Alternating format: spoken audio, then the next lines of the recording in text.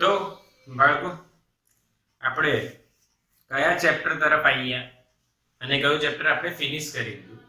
તો ભાઈ લાસ્ટ જે આપણું લેક્ચર હતું બેટા, લાસ્ટ લેક્ચરમાં આપણે કયો ટોપિક ફિનિશ કર્યો, કયો ચેપ્ટર ફિનિશ કર્યો? તો ભાઈ ટોપિક અને ચેપ્ટરની વાત કરીએ તો લગભગ પરમાણુ આપણે જોયું, ચેપ્ટર નંબર 12.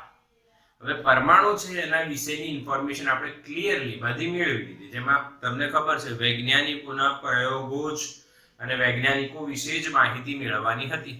અલગ અલગ વૈજ્ઞાનિકોથી સ્ટાર્ટ કરીને આપણે પહેલા થોમ્સનની વાત કરી, પછી રધરફોર્ડની વાત કરી અથવા રધરફોર્ડની વાત કરી, એના પછી ગાઈગર માસ્ટરનો પ્રયોગ આવ્યો, પછી બોર આવ્યો. બોરમાં તમે અધિતર્કો જોયા, ત્રિજ્યા જોઈ, ઉર્જા જોઈ. આ બધા અલગ અલગ અલગ અલગ આપણને ડિટેલમાં નોલેજ આપણે મેળવીને છેલ્લે આપણે લગભગ ડી બ્રોગલી એની વાત કરી, 2πr બરાબર n લેમ્બડા.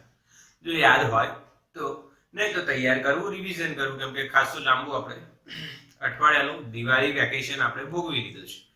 હવે કામ કરવાનો સમય આવી ગયો છે. હા, કાલે આપણે સ્ટાર્ટ કર્યું હતું, કાલે આપણે એક જેઈ નીટની બેચ લીધી હતી, એમાં આપણે જે ટેસ્ટ આવ્યો છે એને રિગાર્ડિંગ પ્રિપેરેશન સ્ટાર્ટ કરી હતી.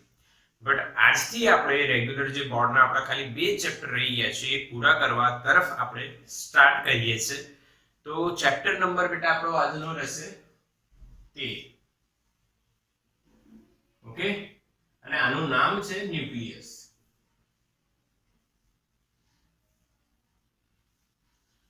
હવે તમે કેમિસ્ટ્રીમાં ન્યુક્લિયસ તો ભણ્યા છો કે નહીં? કેમિસ્ટ્રીમાં ન્યુક્લિયસ આપણે ભણ્યા છે બધા. ન્યુક્લિયસ શું છે એના વિશે કંઈ મારે સમજાવવાની એક્સ્ટ્રા જરૂરત મને લાગતી નથી. હા, પરંતુ આમાં શું ભણીશું એ ખૂબ જ અગત્યનું છે. હાલાકી તમે આને કેમિસ્ટ્રી સાથે કમ્પેર કરી શકો છો. ભાઈ કેમિસ્ટ્રીમાં આવતી વસ્તુઓ અને આમાં આવતું જે છે આ 2 ચેપ્ટર 12મું અને 13મું, ઇવન 14માનો પણ લગભગ 20% ભાગ એ કેમિસ્ટ્રીનો જ છે એવું કહી શકાય. ઓકે, તો ન્યુક્લિયસ ચેપ્ટરમાં આપણે શું જોઈશું? એવું ઇન્ટરેસ્ટિંગ ચેપ્ટર છે કે જે તમને ઓલરેડી આવડે છે ને એને પાછું ભણવાનું, તો એમાં ઇન્ટરેસ્ટિંગ શું હશે? તો આપણે જો સમજવાનો ટ્રાય કરીએ તો ભાઈ સૌથી પહેલા આપણે ન્યુક્લિયસ શું છે, ન્યુક્લિયસ શું છે એ જાણીશું. એના પછી થોડી કેમિસ્ટ્રીમાં જે ભણી ગયા છે પરમાણુ ક્રમાંક, દળાંક ને આ બધી ઇન્ફોર્મેશન ગેઇન કરીશું જે ઓલરેડી આપણને આવડે છે. પછી આગળ વધીશું તો ભાઈ ન્યુક્લિયસની ત્રિજ્યા, એની સાઈઝનો અંદાજો છે.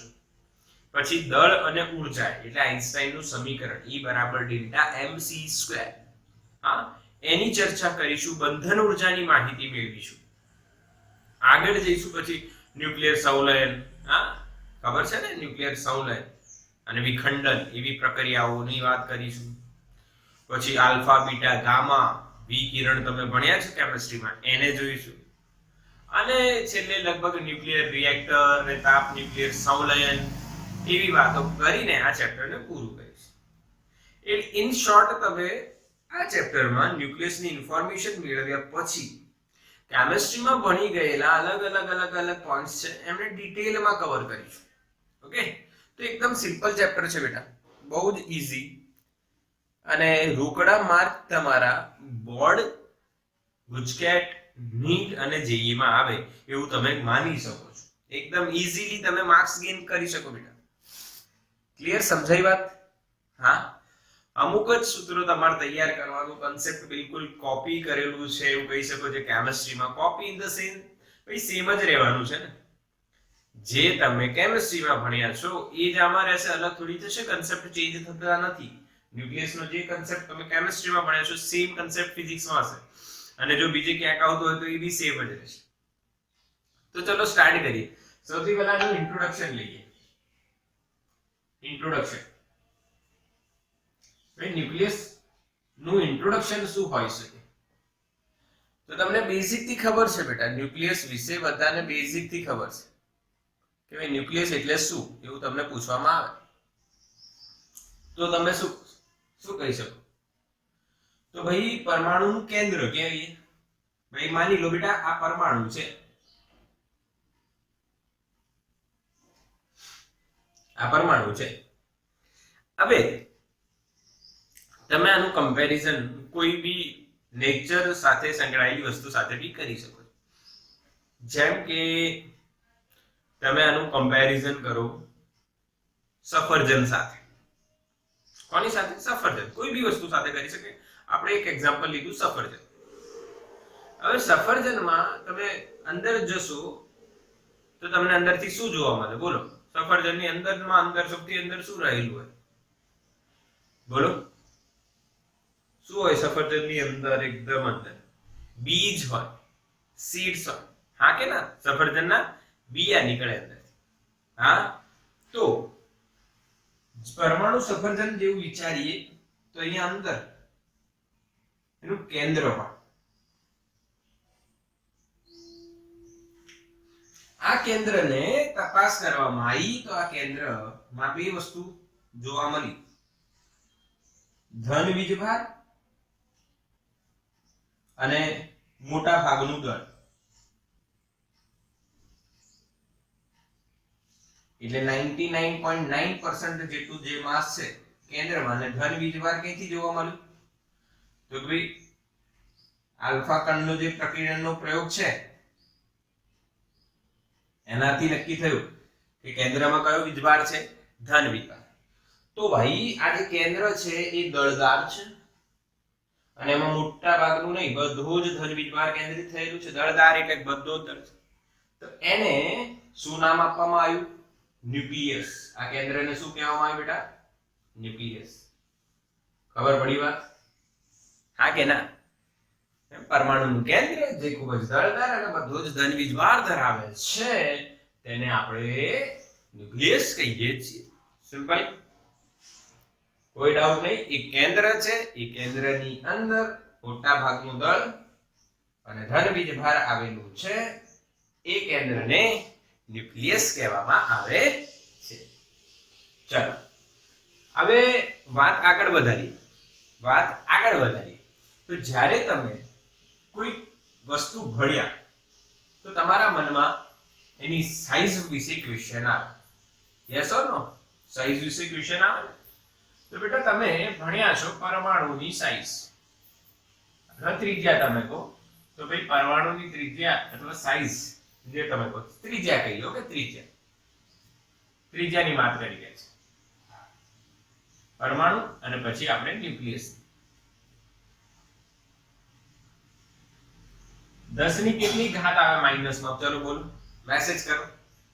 પરમાણુની ત્રિજ્યા 10 ની કેટલી ઘાતમાં આવે? માઈનસ કેટલી ઘાત? બોલો યાદ હોય તો. યસ, દિયાનો મેસેજ આવી ગયો છે. લાઈવ ક્લાસ ચાલી રહે છે, તમને ખબર છે. પછી ધૈર્યનો મેસેજ આવી ગયો. આયુસી રોંગ બેટા, આયુસી રોંગ છે બેટા. 10 ની માઈનસ કેટલી ઘાત આવે? ન્યુક્લિયસ ની વાત નથી ચાલી રહી, પરમાણુની વાત ચાલી રહી. તો બેટા અહીંયા યાર રાઈટ આન્સર છે 10 ની માઈનસ 10 ઘાત મીટર, જેને આપણે 1 એંગસ્ટ્રોમ કહીએ છીએ. ઓકે, કેટલું કહીએ છીએ આપણે? 1 એંગસ્ટ્રોમ પરમાણુની ત્રિજ્યા. ઓકે, ન્યુક્લિયસ ની વાત કરીએ તો 10 ની માઈનસ કેટલી ઘાત આવે? બોલો, 10 ની માઈનસ કેટલી ઘાત આવે? 15 મેસેજ આવી રહ્યા છે. હા, એની સાઈઝ 10 ની માઈનસ 14 અથવા 10 ની માઈનસ 15 કહેવામાં આવશે. આપણી જે એનસીઈઆરટી છે ફિઝિક્સમાં, એમાં 10 ની માઈનસ 14 આપણે માનીએ. ઓકે, હાલાકી તમે એને 10 ની માઈનસ 15 યાદ રાખો તો વધારે ઈઝી થશે. રીઝન મીન બીકોઝ 10 ની માઈનસ 15 એટલે ફેમ્ટોમીટર કહેવાય. ફર્મી 10 ની માઈનસ 15 ને શું કહેવાય? ફર્મી કહેવાય. એટલે ઈઝી રહે, એટલે તમે ઈઝીલી એને કનેક્ટ કરી શકો, એંગસ્ટ્રોમ અને fermi. But it is okay. હવે તમે અહીંયા એક વસ્તુ સમજો, હું તમને અમુક પ્રશ્ન કરીશ. ઓકે, તો પહેલો ક્વેશ્ચન મારો છે, તમારે આન્સર આપવાનો છે. પહેલો ક્વેશ્ચન સમજો. પરમાણુની ત્રિજ્યા સમજી જશો ને? પ ત્રિજ્યા એટલે પરમાણુની ત્રિજ્યા, બરાબર. ખાલી જગ્યા મેં તમને આપું છું, અહીંયા લખું છું ન્યુક્લિયસની ત્રિજ્યા. ઓકે, અને અહીંયા 10 ની અમુક ઘાત હશે, તો આ ઘાત કેટલી? મેસેજ કરો. હા, મેસેજ કરો કેટલી થાય ઉપર વેલ્યુઝ તમને ખબર છે ચલો જલ્દી કરો 4 નીતિ 4 આયુષી 4 અભિજીત 4 એટલે 4 આન્સર આવે એવું લાગે છે જે કરેક્ટ છે અમુક બાળકો એમ વિચારતા હશે કે વિષય કઈ રીતના કરવાનું તો એકદમ સિમ્પલ સોલ્યુશન છે જો પરમાણુની ત્રિજ્યા ભાગ્યા ન્યુક્લિયસની ત્રિજ્યા કરી દો તમને જવાબ મળી જશે પરમાણુની ત્રિજ્યા 10 ની -10 ન્યુક્લિયસની ત્રિજ્યા 10 ની -14 આધાર સરખા છે તો ઘાતાંકોનો સરવાળો જ્યારે ગુણાકારમાં હોય ત્યારે થાય પર આ ભાગાકારમાં છે એટલે બાદબાકી થશે એટલે -10 -14 સોલ્વ કરશો એટલે 10 ની 4 ઘાત તમને આન્સર મળશે એટલે તમે એવું કહેશો બેટા કે ભાઈ પરમાણુની ત્રિજ્યા એ ન્યુક્લિયસની ત્રિજ્યા કરતા 10 ની 4 ઘાત ગણી છે એટલે બહુ મોટું છે અને આ જે વિસ્તાર છે એની વાત થઈ ક્લિયર આ કે ના બોલા આવડ્યું કે નહીં બિલકુલ ચલો ક્લિયર ઓકે દેખાય છે ક્લિયર યસ અને આવડી પણ ગયું બેટા બિલકુલ ઈઝી હવે બીજો ક્વેશ્ચન કરું છું ક્વેશ્ચન નંબર 2 એટલે આ ક્વેશ્ચન ની થોડી ડિટેલિંગ કરી દઈએ જો તમે સમજી ગયા કે ભાઈ પરમાણુની ત્રિજ્યા બહુ જ મોટી છે 10,000 ગણી ન્યુક્લિયસ ત્રિજ્યા કરતા છે તેનો મતલબ શું છે તો કે તમે એક હોલ આપણે માનો જેમાં તમે બેસતા હતા ભણતા હતા અત્યારે તો કોરોનાને કારણે આપણે એ ભણી નથી શકતા પર જે ક્લાસરૂમ છે તમારું બહુ જ મોટું છે એ ક્લાસરૂમની સાઈઝ એટલે પરમાણુની સાઈઝ ઓકે એવું માનો અને એ ક્લાસરૂમમાં તમે એક સોય લો અને એ સોયની ઉપરની જે ધાર આડી છે એ એટલે ન્યુક્લિયસ એવું કહી શકાય સમજાય કે નહીં સમજ એટલું વિશાળ હોય છે પરમાણુ ન્યુક્લિયસની સાપેક્ષ હા કે ના સમજણ પડે યસ ઓર નો વિચારી શકો છો તમે હા માની લો તમે એક ફૂટબોલ હાથમાં પકડો અને એને ન્યુક્લિયસ માનો એ ફૂટબોલની ત્રિજ્યા કેટલી હોય આટલી લગભગ હોય એટલે 15 સેન્ટીમીટર તો એના 10,000 ગણા એટલે માની લો તમે ફૂટબોલની ત્રિજ્યા 15 સેન્ટીમીટર લો તો એની 10,000 ગણા કરો એટલે ગુણ્યા 10,000 કરશો એટલે પાછળ 4 મીંડા આવી જાય આટલા સેન્ટીમીટર મોટું જે તમે ફૂટબોલ વિચારશો એ થશે પરમાણુ વિચાર કરો એટલે પરમાણુ અંદરથી કેટલો ખાલી છે પોલો છે એ તમે વિચારી શકો છો બીજો પ્રશ્ન બેટા આમાં હું કરું છું અહીંયા તમને પરમાણુનું કદ અને ન્યુક્લિયસનું કદ તો અહીંયા કેટલા ગુણાય તો કે 10 ની કેટલી ઘાત થાય ચલો મેસેજ કરો ફટાફટ વિચારો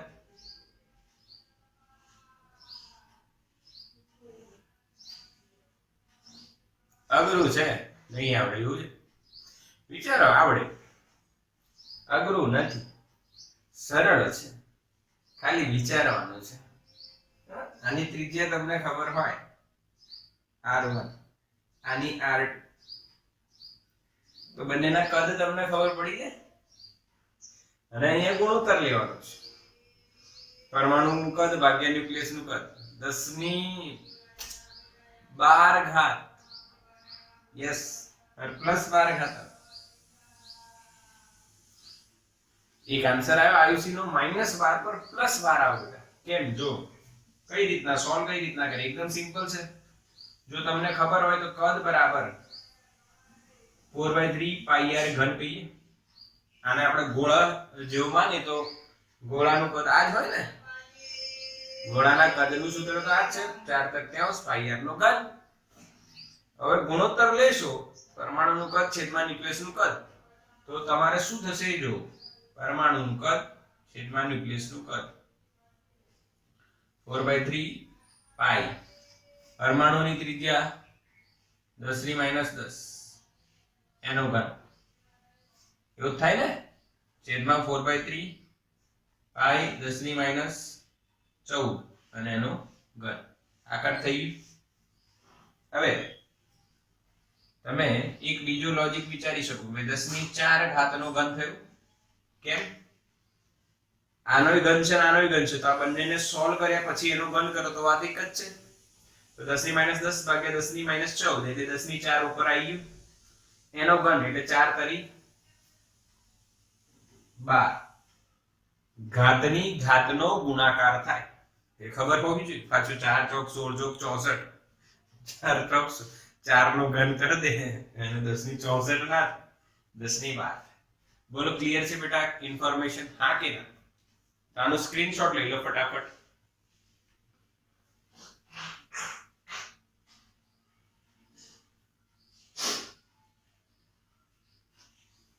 done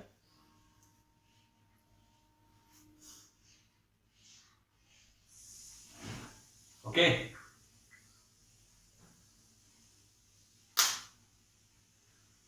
yes or no message કરો ફાસ્ટ હા ડન ડન ડન આવડી ગયું ને બિલકુલ સિમ્પલ એકદમ ઈઝી એકદમ ઈઝી છે ભાઈ કોઈ આમાં ચર્ચા કરવાની વધારે જરૂર નથી સમજાય એવી વાત મેં તમને કહી દીધી આ વસ્તુ ધ્યાન રાખો હા પર હવે એક પ્રશ્ન એવો આવે કે ભાઈ આ ન્યુક્લિયસ આપણે ભણવાનું સ્ટાર્ટ કરીએ તો ન્યુક્લિયસ ક્યાં આવેલું હોય કે સરે બતાવ્યું સફરજન અને એના બી નો એક્ઝામ્પલ આપ્યો તો સફરજન એ ન્યુક્લિયસ છે તો એનું બીયુ એટલે કે એનું કેન્દ્ર એ ન્યુક્લિયસ છે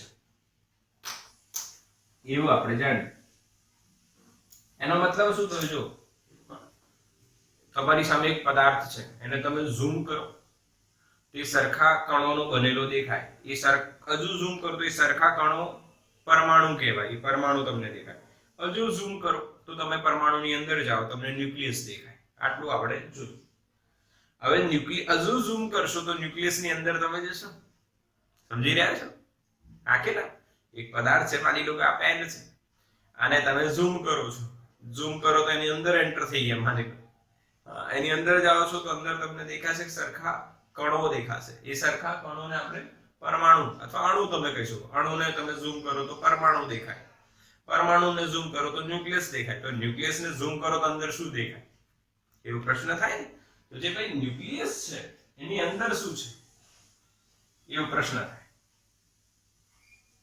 તો અહીંયા સમજીએ આ ન્યુક્લિયસ આપણે લઈએ તો બધાને ન્યુક્લિયસ ની અંદર શું છે એ ખબર જ છે બેટા ક્લિયર છે કે નહીં ન્યુક્લિયસ ની અંદર કોણ હોય તો ભાઈ ઇન્ડિયામાં રહેતા લોકોને શું કહેવાય ઇન્ડિયન્સ આ કે ના ઇન્ડિયામાં રહેતા લોકોને શું કહીએ છીએ આપણે ઇન્ડિયન્સ તો ન્યુક્લિયસ ની અંદર જે હોય છે ભાઈ એમને આપણે શું કહીએ છીએ ન્યુક્લિયોન્સ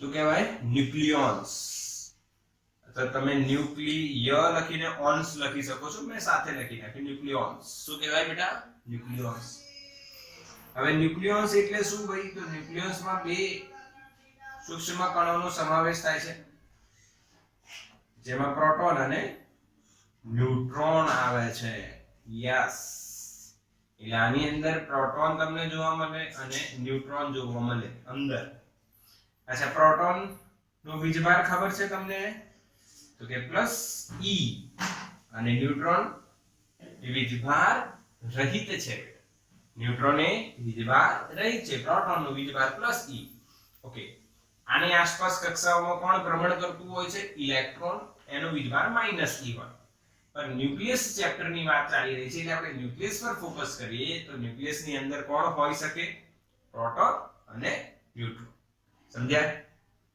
ક્લિયર હા કે ના કોણ હોઈ શકે પ્રોટોન અને ન્યુટ્રોન હવે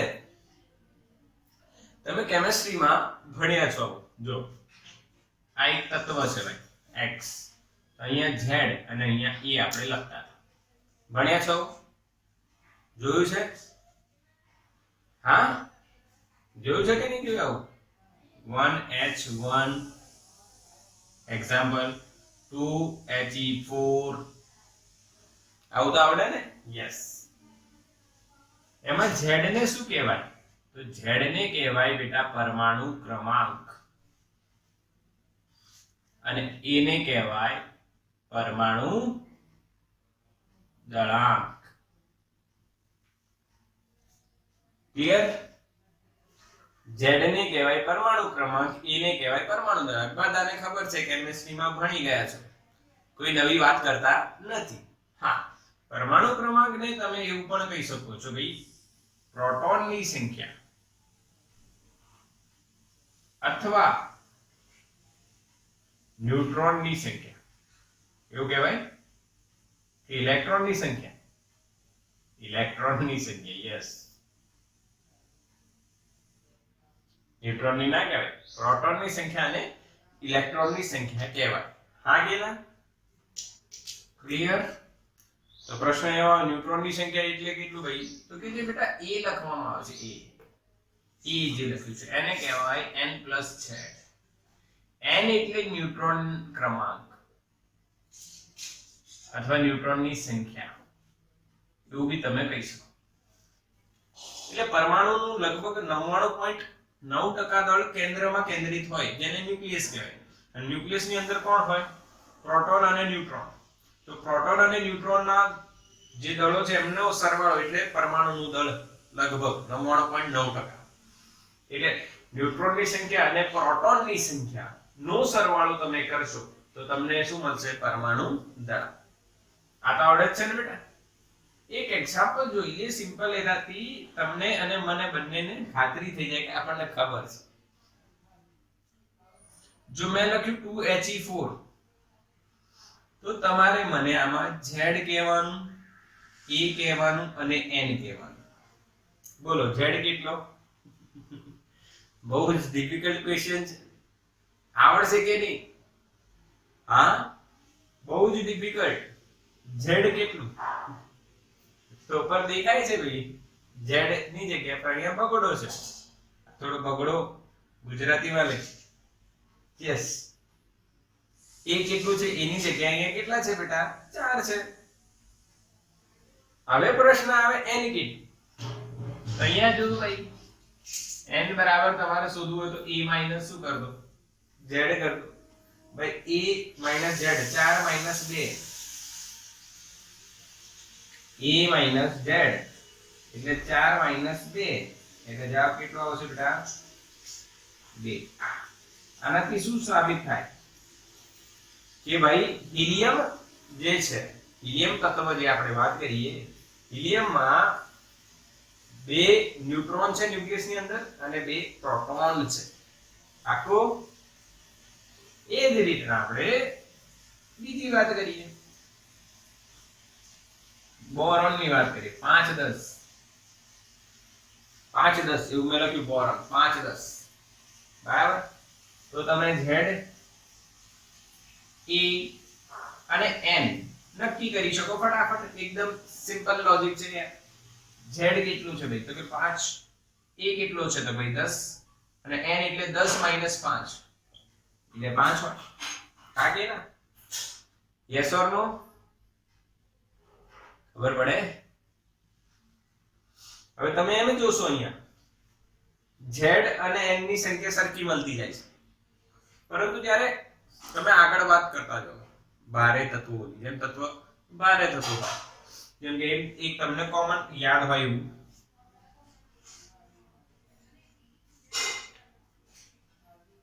બિસ્મથ 83 214 લાસ્ટ ચેપ્ટરમાં આપણે જોયું હતું, યાદ છે ને? તો આ બિસ્મથમાં Z 83 છે, A 214 છે, પર N 83 નથી. જો N 83 નથી, 83 થાય ને? Z અને N ઓછા ક્રમાંક વાળા એટલે હલકા તત્વો માટે સાચું છે, પણ ભારે તત્વો માટે સાચું નથી. કેમ? એ પછી જોઈશું, આગળ આવશે. તટસ્થતા અને એલું તટસ્થતા નહીં, સ્ટેબિલિટી, સ્થાયિત્વ, પરમાણુ સ્થાયી રહે એના માટે ન્યુટ્રોનની સંખ્યા વધારે હોવી જરૂરી છે બેટા. ક્લિયર? તો અહીંયા કેટલું થાય? 214 માંથી ત્યાંથી 4 - 3 1 અને 21 માંથી 8 જાય એટલે 13 131 બરાબર છે ને આ કે ના યસ ઓર નો યસ બરાબર છે તો ન્યુટ્રોન જે છે એ પ્રોટોન જેટલા હોય એ વસ્તુ ખોટી છે એનું કારણ જોઈશું આગળ પર અત્યારે તમે સમજી શકો ક્લિયર બેટા આ કન્સેપ્ટ ઓકે આ કોઈ એક્સ્ટ્રા વસ્તુ નથી આ જે નોર્મલ વસ્તુ આપણે જોઈ છે કેમિસ્ટ્રી વાળી જ છે આમાં કશું નવું લોજિક નથી સ્ક્રીનશોટ લો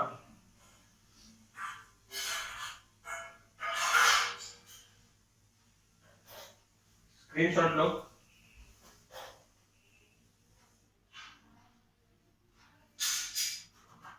ડન ઓકે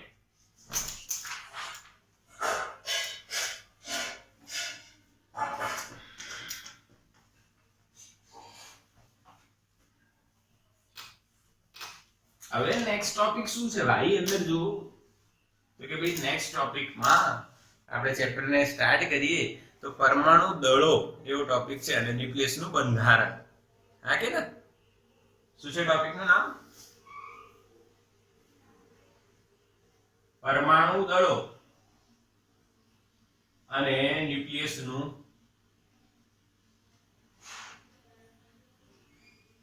બંધારણ હવે એનસીઈઆરટી નો આપણો ટોપિક છે ભાઈ પરમાણુ દળો અને ન્યુક્લિયસ નું બંધારણ હવે આ પરમાણુ દળો કઈ રીતના નક્કી થશે ન્યુક્લિયસ નું બંધારણની વાત શું છે એ બંને વસ્તુ આપણે આજે ચર્ચા કરીશું સિમ્પલ છે ઈઝી છે આવડે છે કેમિસ્ટ્રીમાં ભણી ગયા છો સો ડોન્ટ વરી કોઈ ચિંતા કરવાની જરૂર નથી કે અમને આવડશે કે નહીં આવડે ઊંઘવાની પણ જરૂર નથી જાગી રહેજો સવારનો સમય છે રોજ ઊંઘતા હશો આ સમય લગભગ નહીં 100% કેમ કે આ ઠંડી છે એટલે ઊંઘ આવે બેટા ઠંડીમાં સવારે મસ્ત ઊંઘ આવે એવું જ હોય છે ને આ કે ને બહુ જ મસ્ત ઊંઘ આવે એકદમ એવી મસ્ત ઊંઘ આવે ને કે તમે ઊંઘ્યા રહો મજા આવી જાય ગાદું કે કમળ કામળો શું કહેવાય અને નાખીને આમ બરાબર પોતાની સાઈઝને સંકોચન આપી અને મસ્ત ઊંઘવાની મજા આવે બહુ જ મજા પરંતુ હવે મજા છીનવાઈ ગઈ છે તમારી હા એક ન્યૂઝ બીજી આજે સવારમાં આવી છે કે સ્કૂલ ચાલુ થવાની નથી એટલે પાછી મજા આવી ગઈ અમુક લોકોને દિવાળી પહેલા ટેન્શન હશે અમુક લોકો તો હોમવર્ક પતાવી દીધું હશે કે 23 તારીખે તો બતાવવું પડશે એટલે બધું હોમવર્ક કરી નાખી પરંતુ આજે પાછું એમ સરપ્રાઈઝ આપ્યું સરકારે કે હવે સ્કૂલ નહીં ચાલુ થાય 23 તારીખે પાછું કાલે એક સ્ટુડન્ટ એવું કહેતું હતું કે ભાઈ હજુ 20% સિલેબસ હજુ ઘટશે એટલે 50% સિલેબસ થઈ જશે એવું એક મને ઇન્ફોર્મેશન આપતા હતા એક સ્ટુડન્ટ તે ખુશ થતા હતા યસ પર સિલેબસ ઘટવાથી તમારા માર્ક વધી શકે છે પીઆર નહીં વધે આ ધ્યાન રાખજો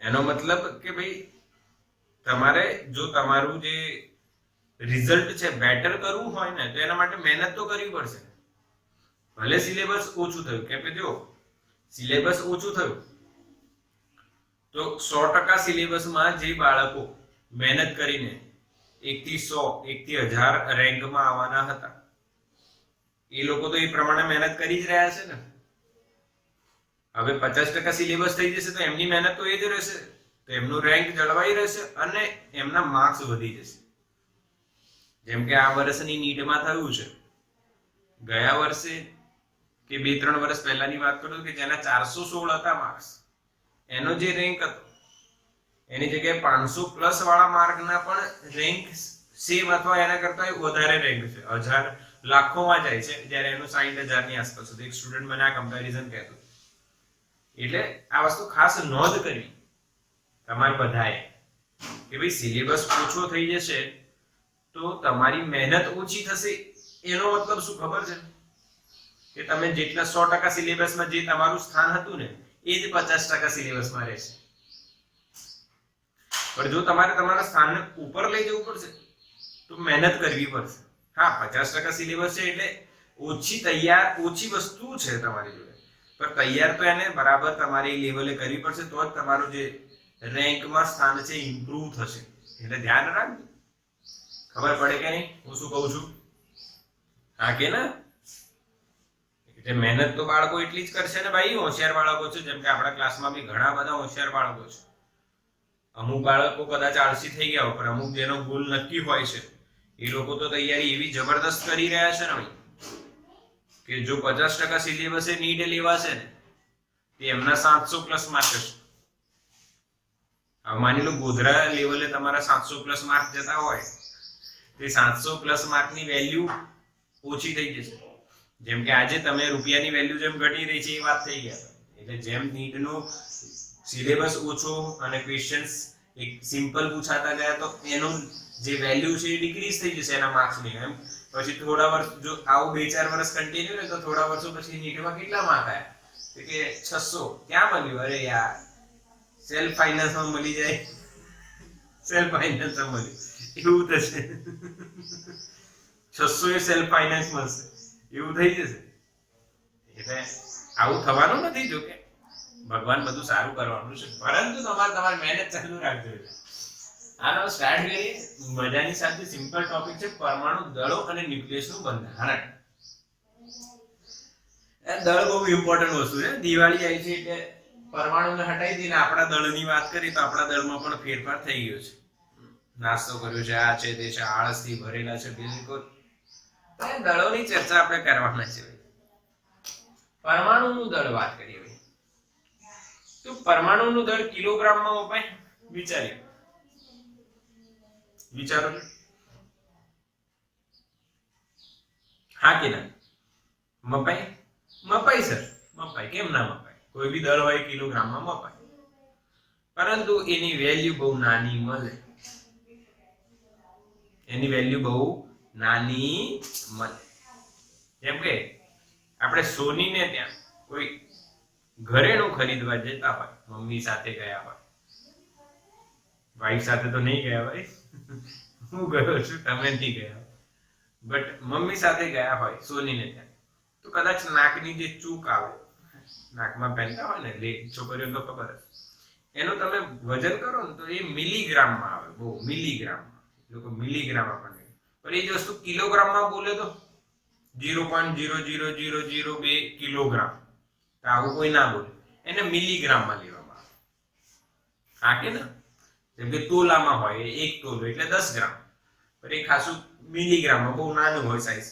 એટલે સાઈઝ નાની હોય એટલે એનું એકમ બદલી નાખવામાં આવે. જ્યારે ન્યુક્લિયસ અને પરમાણુમાં તો સાઈઝ બહુ જ નાની હોય છે, તો એનો એકમ કિલોગ્રામ તો ચાલે, પણ વ્યવહારમાં ન ચાલે. હા કે ના? જેમ કે તમે દરવાજા બોક્સ પાટ્યું છે, બરાબર? આ બોર્ડ છે.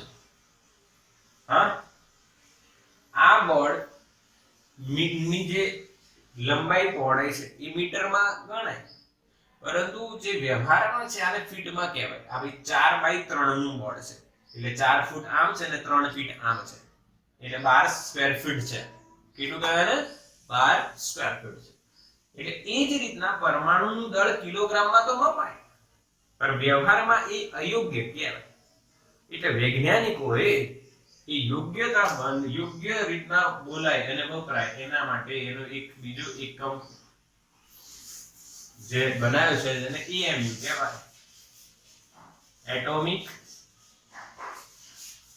માસ યુનિટ, અથવા એને યુ એટલે યુનિફાઈડ માસ પણ કહેવાય.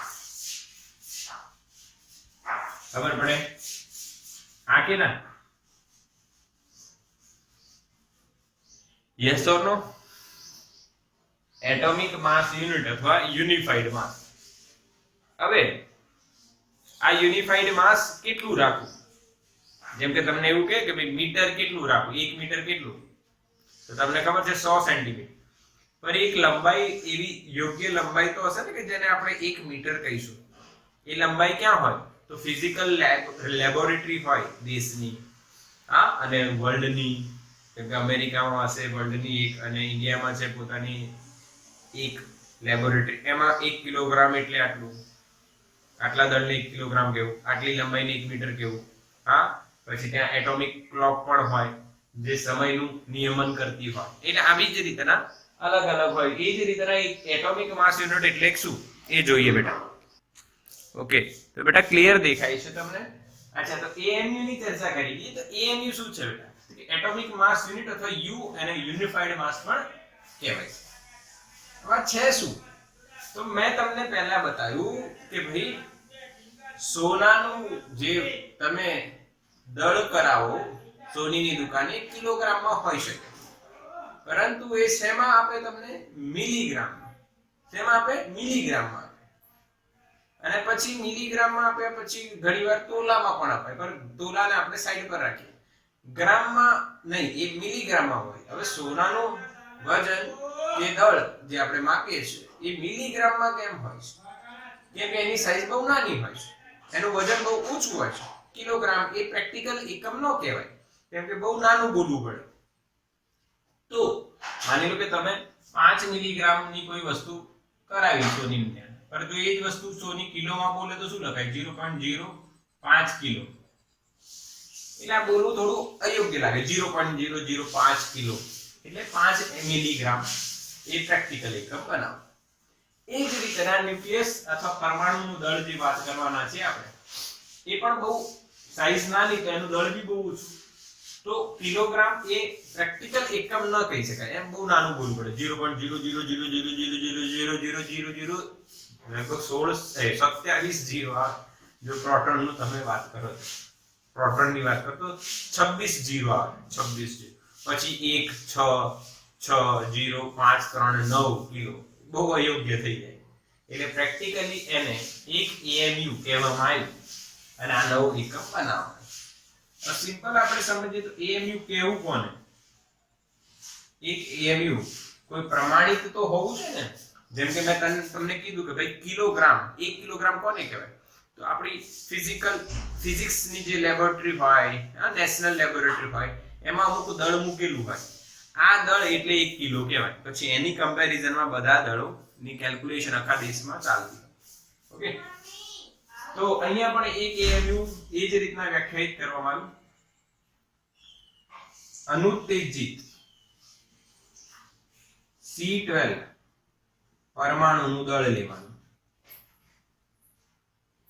અને એને ભાગ્યા 12 કરી દેશો તો તમને એક જે વેલ્યુ મળશે એને એક એએમયુ કહેવામાં આવે. અનુત્તેજિત. અનુત્તેજિતનો મતલબ ભાઈ સ્થાયી અવસ્થામાં, ઉત્તેજિત અવસ્થામાં નથી. એવો કાર્બનનો એક પરમાણુ લેવાનો, એ પરમાણુનું જે દળ હોય એનો 12મો ભાગ કરી દેશો, એનો 12મો ભાગ કરી દેશો તો જે આન્સર મળે એ આન્સરને તમે સ્ટાન્ડર્ડાઇઝેશન કરી નાખો અને સ્ટાન્ડર્ડને શું કહેવાય? AMU. Clear? Atomic mass unit. અનુત્તેજિત પરમાણુના દળના 12મા ભાગને. ઓકે, અને તમને એનસીઈઆરટી માં અનુત્તેજિત કાર્બન પરમાણુના દળની પણ વાત કરીએ છે. આટલું દળ છે અને એનો 12મો ભાગ તમે કરશો એટલે તમને એક એએમયુ બેટા મળશે 1.660539 into 10⁻⁻27 કિલો.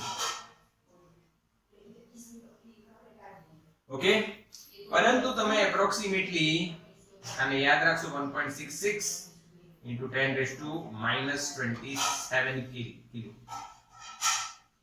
આ જરૂરી છે યાદ રાખવું, કેમ કે આ જ દળ પ્રોટોનનું દળ હોય છે. કોનું દળ હોય છે? પ્રોટોન. પાકું? હા કે ના? એક એમયુ ક્લિયર? યાદ રહેશે? યાદ રહેશે કે નહીં? અનુત્તેજિત કાર્બન પરમાણુ ના દળના 12મા ભાગને એક એમયુ અથવા એક યુ કહે છે. એની વેલ્યુ કેટલી? તો 1.66 into 10⁻⁻27 કિલો, જે તમને યાદ હોવી જ જોઈએ. યાદ હોવી જ જોઈએ. ક્લિયર બેટા? હા કે ના? Yes yes. એટલે આ એક એકમની વાત કરી કે ભાઈ એકમ કયો? એકમ કયો જે પરમાણુના દળ માપવા માટે આપણે યુઝ કરવું પડે? તો એ એકમ આ છે. તો પરમાણુનું દળ કઈ રીતના નક્કી કરવામાં? ઇક્વેશન એવું આવે, હા એવું આવે ને, યસ ઓર નો? તો ભાઈ પરમાણુનું દળ નક્કી કઈ રીતના થાય, એવો પ્રશ્ન. પરમાણુનું દળ કઈ રીતના તમે નક્કી કરશો? બોલો, વિચારો કઈ રીતના નક્કી થાય ભાઈ પરમાણુનું દળ? હા, તો તમે કહેશો કે એક વજન કાંટો લો, એના પર મૂકી દો, અને પછી જે વજન આવે એમાં પછી g વડે ભાગી નાખો, mg/g, એટલે તમને શું મળી જશે? m. એને પરમાણુનું દળ કહેવાય. એવું ના હોય. રીઝન કે જે વસ્તુ દેખાતી જ નથી નરી આંખે, એને તમે કઈ રીતના વજન કાંટા પર મૂકશો? અને બધા હવાના પરિબળો હોય, તમને ખબર હોય ને, સોનાનું વજન પણ કાચની પેટીમાં કરવામાં આવે, જે દેખાય છે. માની લો એના જે દેખાતું નથી એની વાત કરી રહ્યા છે આપણે, બહુ સૂક્ષ્મ છે, એટલે એનું તમે વજન આવી રીતના ના કરી શકો, એનામાં મૂક્યું અને જોયું. એના માટે અમુક રીત આવે, જે રીતનું નામ છે બેટા માસ, અચ્છા મીટર આવે, પછી એ રીત માસ સ્પેક્ટ્રોમેટ્રી કહેવાય.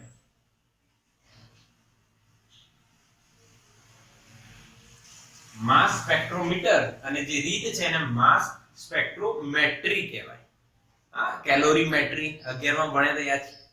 થર્મોમેટ્રી તાપમાન માપન અને ઉષ્માનું માપન, એને કેલોરીમેટ્રી. એ જ રીતના માસનું માપન એને માસ સ્પેક્ટ્રોમેટ્રી કહેવાય. ઓકે, અને એમાં માસ સ્પેક્ટ્રોમીટર આવે. સ્પેક્ટ્રોમીટર એટલે સ્પેક્ટ્રો એટલે ખબર છે, નામ સાંભળ્યું છે? હા, 12મા ચેપ્ટરમાં વર્ણપટ જોવામાં. અરે વાહ! તો અહીંયા બેટા શું કરવાનું એ સમજો. માસ સ્પેક્ટ્રોમીટરમાં આમાં ચાર્જ ટુ માસ રેશિયો શોધવામાં આવે, ગુણોત્તર શોધવામાં આવે, અને પછી એક વર્ણપટ તૈયાર કરવામાં આવે, અને એ વર્ણપટ તૈયાર કરીને ચાર્જ ટુ માસ રેશિયો શોધીને માસનો અંદાજો મારવામાં આવે. અંદાજો, શું બોલ્યો મેં? અંદાજો મારો કે ભાઈ આ રીતે ખબર પડી. માસ સ્પેક્ટ્રોમીટરની મદદથી જે આયનો હોય એમનો વર્ણપટ તૈયાર કરવામાં આવે, અને એ વર્ણપટ તૈયાર થયા પછી ચાર્જ ટુ માસ રેશિયો ફાઇન્ડ કરવામાં આવે, અને એ રેશિયોમાંથી તમે માસ કેટલું છે એ કાઢવામાં આવે. આને કહેવાય માસ સ્પેક્ટ્રોમેટ્રી. આના વિશે ડિટેલમાં આપણે જોવાનું નથી, આ તો મેં તમને ઇન્ફોર્મેશન કન્વે કરી.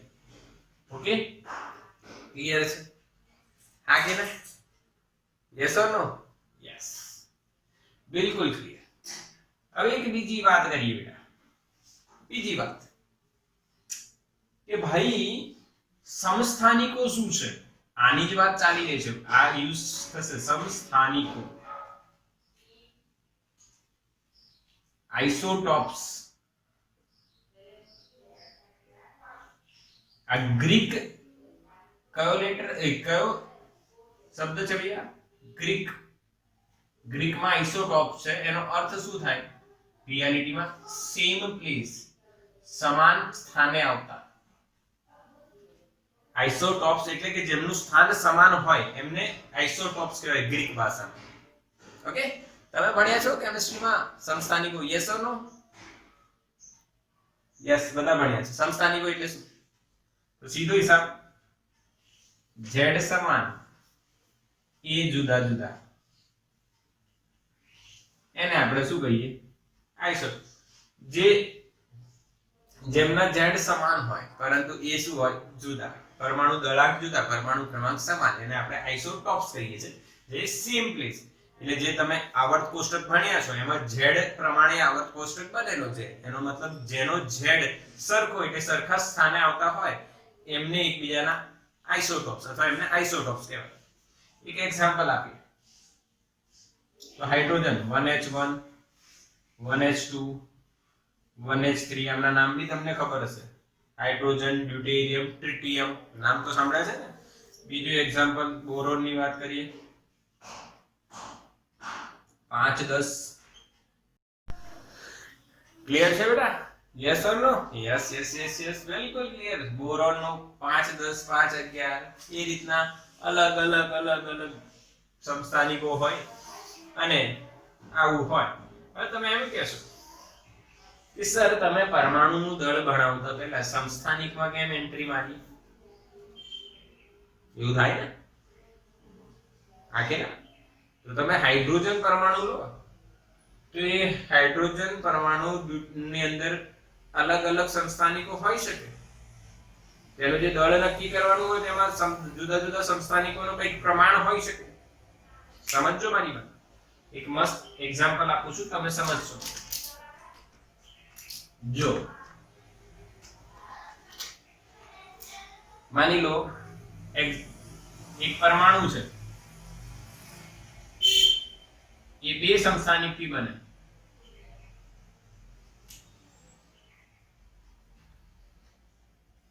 એક અને સમસ્થાનિક બે. આનું પ્રમાણ એમાં x1% છે અને એનું દળ m1 છે. આનું પ્રમાણ x2% છે, એનું દળ m2 છે. આનો અર્થ હું તમને કઈ રીતે ના સમજાવું તો એક સિમ્પલ એક્ઝામ્પલ લઈએ.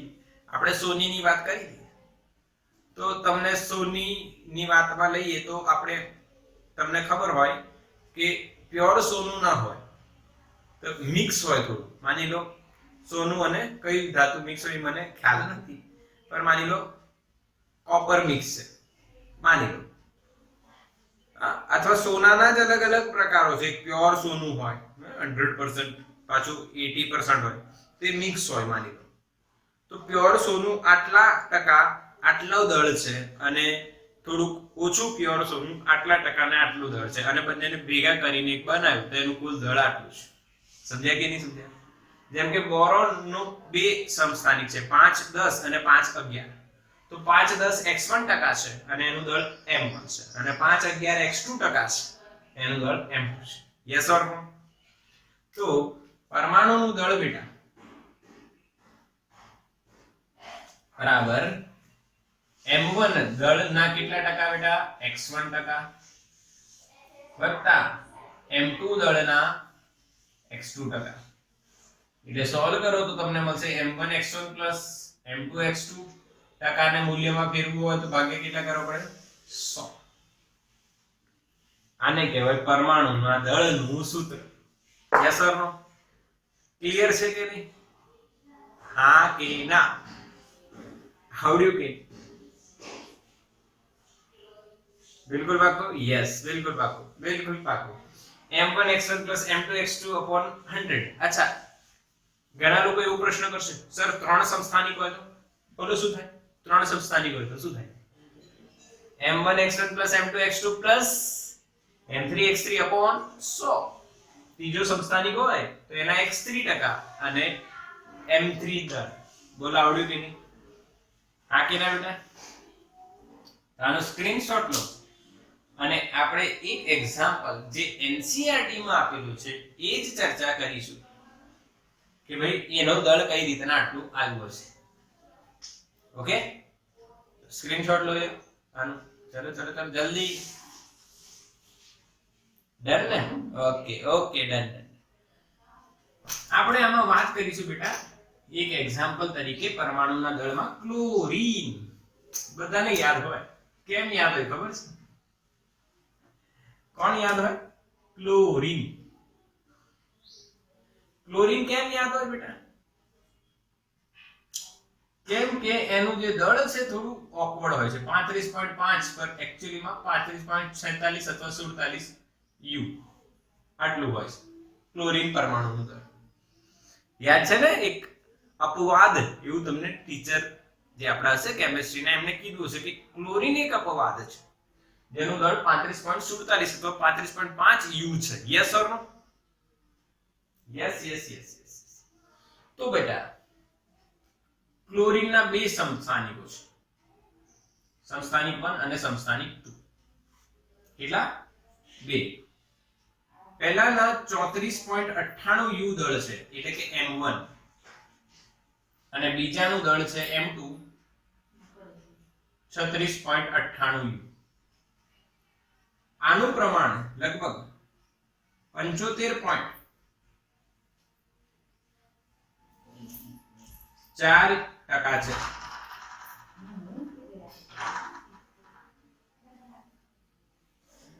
.4%. અને આનું પ્રમાણ છે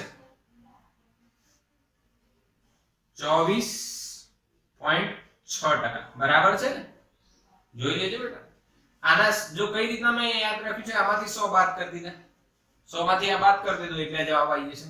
ઓકે, આવું આપણને મળે. આનું દળ આટલા ટકા, આનું દળ આટલા ટકા આપણી જોડે ભેગું મળે અને ક્લોરીન પરમાણુ બને. તો હવે ક્લોરીન પરમાણુનું દળ તમે ફાઇન્ડ કરશો તો m1x1 m2x2 upon 100.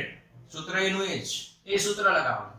m1 ની વેલ્યુ બેટા 34.98 ઇન્ટુ એના ટકા કેટલા, તો 75.4. 100 આવી ગયા છે એટલે ટકા લખવાની જરૂર નથી, વત્તા m2 બીજા સમસ્થાનિકનું 36.98 u અને એના ટકા કેટલા બેટા 24.6%. ટકા લખવાના નથી કેમ કે ભાગ્યા શું કરવાના છે આપણે 100. આને સોલ્વ કરીએ એટલે આપણને 35.47 u મળે. ક્લિયર? હા કે ના બેટા? બોલાવડો. પરમાણુનું દળ કઈ રીતના નક્કી થાય એ તમને આવડી ગયું. હવે આનો કોઈ બીજો એક્ઝામ્પલ હોય, માની લો એવું હોય કે બોરોન પરમાણુનું દળ નક્કી કરો. બોરોનમાં એક સંસ્થાનિક છે 10, બીજો છે 11, તો એકનું દળ આટલું ને એના પ્રમાણ આટલા ટકા. એટલે કોઈ બી મેથેમેટિકલ ક્વેશ્ચન બનાવી શકે છે, કોઈ બી મેથેમેટિકલ ક્વેશ્ચન તમને આવડવું જોઈએ. ઓકે, ક્લિયર છે? હા, હવે આપણો ટાઈમ ઓવર થઈ ગયો છે લેક્ચરનો. 1 કલાકની આસપાસ થઈ ગયું છે. રેકોર્ડિંગ 1 કલાકની નહીં હોય, થોડીક ઓછી હશે. બટ હવે હું તમને આનું વર્કશીટ મોકલું છું કે તમે આટલું વર્ક આજે કરો. ઓકે, અને પ્રિપેર કરો, ચોપડો બનાવો. આફ્ટર દિવાળી એને હેડિંગ આપજો. આફ્ટર દિવાળી, કે દિવાળી પહેલા અમુક લોકોએ યોગ્ય કર્યું કે નહીં કર્યું, પણ આફ્ટર દિવાળી એવું હેડિંગ આપજો અને તમે યોગ્ય કામ કરજો. બાકી તો આપણે આજુ ક્લિયર કર્યું. બાકી જે છે ન્યુક્લિયસનું બંધારણ, એમાં તમે ન્યુટ્રોનની શોધ કઈ રીતના થઈ એની ચર્ચા આપણે કાલે કરીશું અને સ્ટાર્ટ કરીશું. ઓકે, અને સાંજે નીટની બેચ હશે. ઓકે, અગેન આ સાંભળજો, સ્ક્રીનશોટ લઈ લો બેટા.